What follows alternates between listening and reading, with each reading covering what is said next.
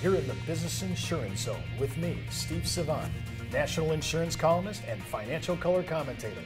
This week on The Biz, the Life Insurance Income Series, our tribute to Life Insurance Awareness Month. And on today's show, the great debate on historical rates. When it comes to life insurance, annuities, long-term care, disability, or group pension plans, we're the news you can use. Well, welcome to the Business Insurance Zone, everyone. I'm Steve Savant, your host, and we're broadcasting live to a nationwide audience of financial professionals right here in Fountain Hills, Arizona, home of America's largest fountain. And with me today, my co-host and Gen XY, whatever you are, Eric Palmer. We're still debating. Are you Millennium? Are you an Xer? Are you a I know Yer? I'm definitely not Millennium. Right, so, okay, not Millennium, and you're not a Boomer, so it's somewhere in the XY. In the middle. Wow. Well, when I think about this, and again, I really exhort you to watch our show in sequence. If you're coming in on our show today, you really need to kind of get the mechanics of how we actually build our case. And last week was a great building block. This is more, now we're framing everything. This week's we're framing. We built the foundation, now we're framing everything. I want to get into 20 and 30-year lookbacks. Now, you looked at this a long time. Eric is into, sitting down and looking at 20 and 30-year carrier lookback rates. And they seem high to me. I'm just saying they seem high to me. Talk a little bit about that because everybody illustrates them.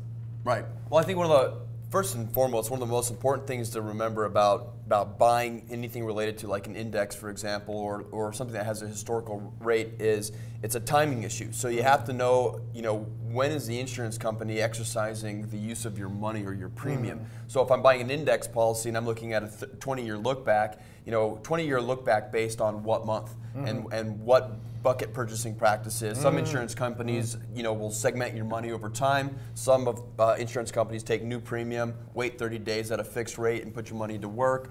When you get to variable contracts, I think there's a difference in when they're actually putting your money in the funds. There's a date and a timing issue. Right. So when we backcast, first thing to always remember is identify the dates and the times and put that into perspective for your client. We talked about dollar cost averaging yesterday. That's something to consider and think about when you're doing look backs as well, because then you're creating multiple look backs on the same bucket of money, if you will. So timing, I really stress quite a bit when you're doing the look backs because that really can make a difference in 1, 2, or even 3% rate of return. Well, for you who are aficionados on Monte Carlo theory, I want to be able to offer you on one of our giveaways today, and it's a great one. Just write me thebiz at brokersalliance.com, the Life Insurance Historical Index Performance Report, where you can go ahead and we can backcast. Okay, you didn't like the way we did it?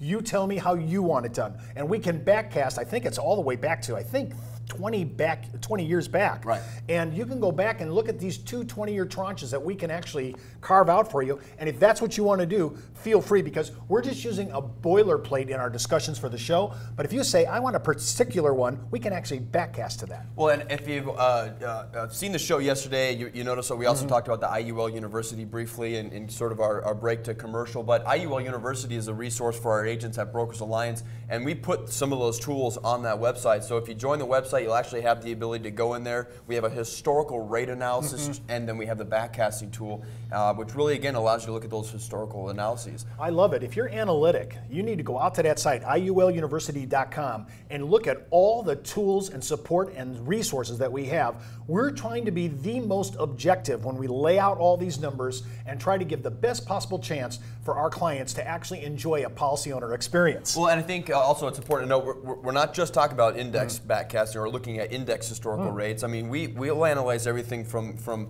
as we mentioned before the show started, the dividend rates all the way back to the beginning of time with whole life. And we have the current assumption rates that are historical for every product that's out there. And we look at all the historical rates that we help us make a better decision for what products to choose. Yeah, that one show we did on whole life dividend history was huge. We got pummeled with a lot of views because people said, wow, that was very fair treatment, Steve and Eric. They really liked that. Right.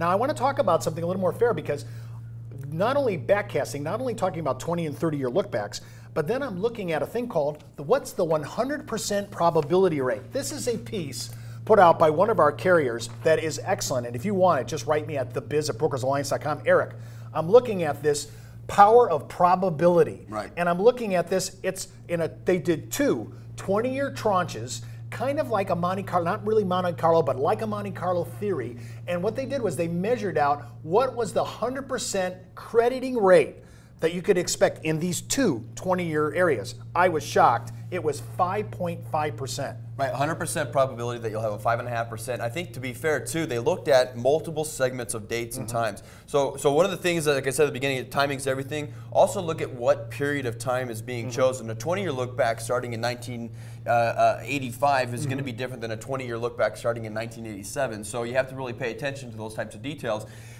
I think what really stood out to me on this, though, and because I get asked the question, I think you do all the time, what should I run the illustration at? Especially when we talk about the index universal, what should we run the illustrations at? There's an 82% or greater than 82% probability that you have a 7.5% return. And we get beat up a lot for running 7.5% on our illustrations.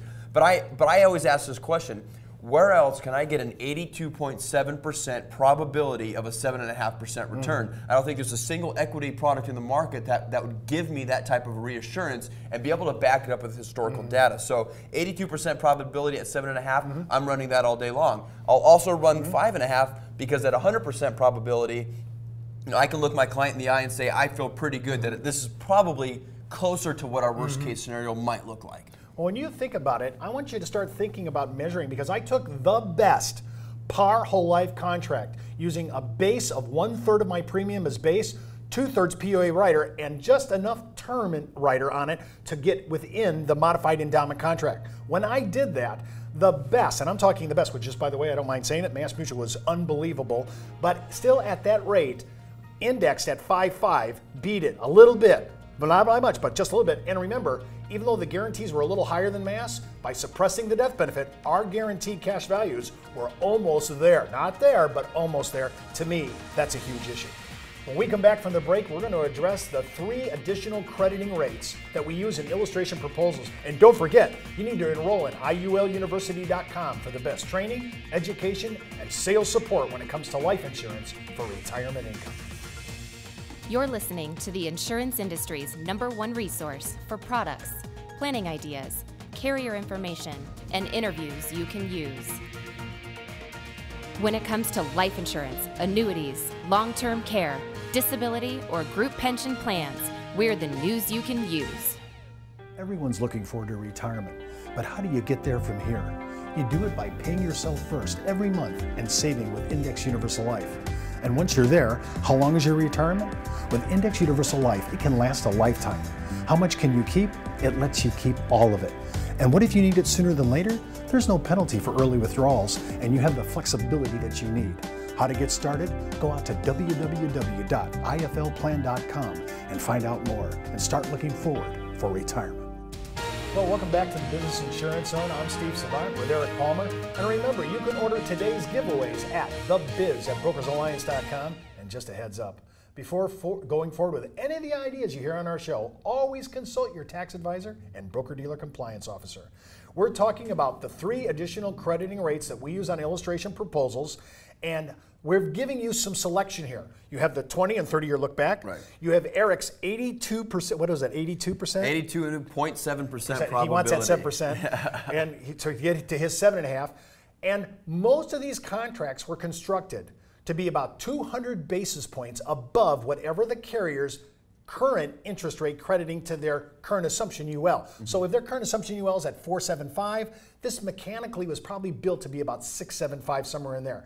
So I'm giving you just another argument if you want to use percentages. And of course, my classic one, 5.5, which is the bottom 100%. I used 2 20-year tranches. And by the way, that included 285 different starting point periods on a monthly roll. So it isn't like I just snapped a line. I used many, trying to get an idea. So that 5.5 now becomes 2 issues. One, our boilerplate for its 100% probability. And remember, this is history. It has nothing to do with future, so I can't really say it's good. I'm just looking at probability. I'm looking at the plausibility. Right. You know. Well, and you know, a lot of what we're talking about is cash value accumulation for the purpose of some of the strategies we use for supplemental retirement income. So So keep in mind, talking about probability is something you're going to talk about when you're dealing with supplemental retirement income growth. There's a risk element and there's a probability element to every type of investment we can choose, even if it's bonds. We're taking the risk that I bought the bond at the wrong time. It's going to change in price. It could actually go against my investment. So there is risk inherent in all these choices that we make. But we look at the probability numbers and we look at the historical backcast numbers for things like index ULs or dividends on whole life, and compared to the alternatives out there, we feel pretty good about those products because the numbers they tell a better story.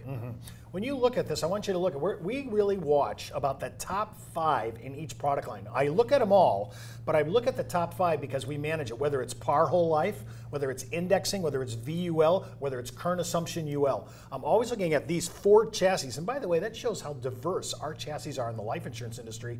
We have 2 that are based on interest rates, par whole life and current assumption. Right. Then we have one that does indices called Index Universal Life. Then we have one that does equities. Now, in the old days, just a little, let's go back in time, before we had indexing, I used to do VUL with a fully suppressed TAMRA, and I always would buy the index, whatever that VUL, because it was 20 basis points M&E, you couldn't go wrong. And we had full access to dividend performance. But as we found out in 2008, we also had full access to loss. Now, remember, on Friday's show, we're going to talk about some of this, about asking your client what his risk tolerance is, and that's going to be one of our biggest show giveaways, so don't forget to see Friday. Now, let's talk about this for a second. Eric, when we're talking about our crediting rate and what we're assigning, that actually does tie in, because we're going to have to talk about loans tomorrow. That does tie into the loan issues as well, because that's where you're talking about accumulation. Right. But those rates, whether we use the 20 or 30-year look back, or whether we use your 82.7 probability number of 7.5, whether we use it's the design at 675 because it's 200 basis points over the current interest rate crediting, or my flat at the bottom, matching par whole life, the best par whole life at 5.5, and just happens to be coordinated with those 2 20-year tranche reports. And again, you can order that at thebiz at brokersalliance.com. Those are all in. I have all those possibilities to look at.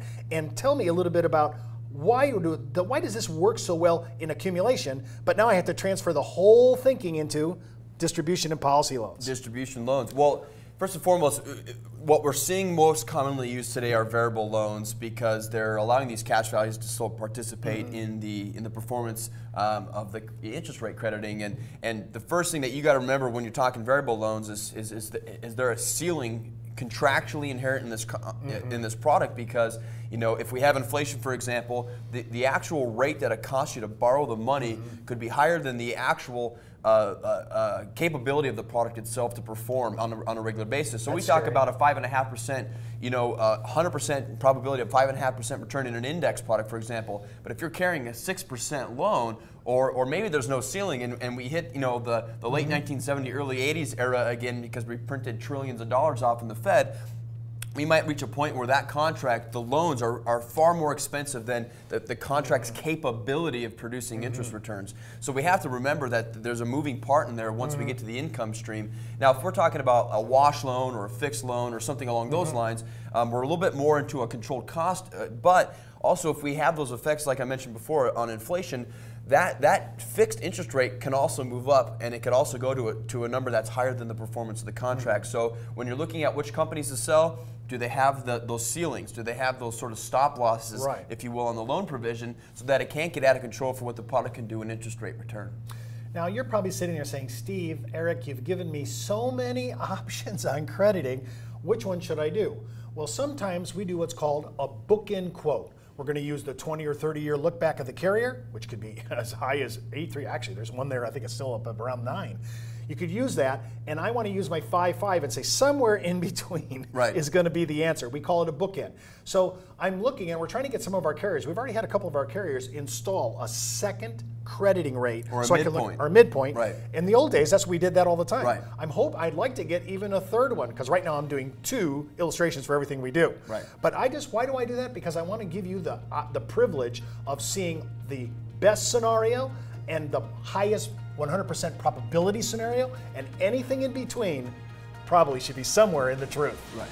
Remember, you can watch this show and all our shows by clicking on the red on-demand video button right on our homepage at brokersalliance.com. Well, that's the Buzz on the Biz for today. You've been in the zone.